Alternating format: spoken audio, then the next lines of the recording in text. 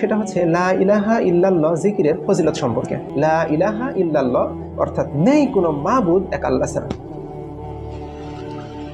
রাসূল সাল্লাল্লাহু আলাইহি ওয়াসাল্লাম বলেন যে মূসা আলাইহিস সালাম আল্লাহকে বলল, হে আমার রব, আপনি আমাকে এমন একটি বিষয় শিক্ষা দান করুন যার মাধ্যমে আমি আপনাকে স্মরণ করতে পারি এবং আপনাকে আহ্বান করতে পারি। তখন আল্লাহ রাব্বুল আলামিন মূসা আলাইহিস সালামকে বললেন, হে মূসা, তুমি বলো লা ইলাহা ইল্লাল্লাহ, আল্লাহ ছাড়া কোনো মাবুদ নাই। তখন মূসা আলাইহিস সালাম বলল যে, হে আল্লাহ, এই শব্দ তো আপনার সকল মুমিন বান্দারাই বলে।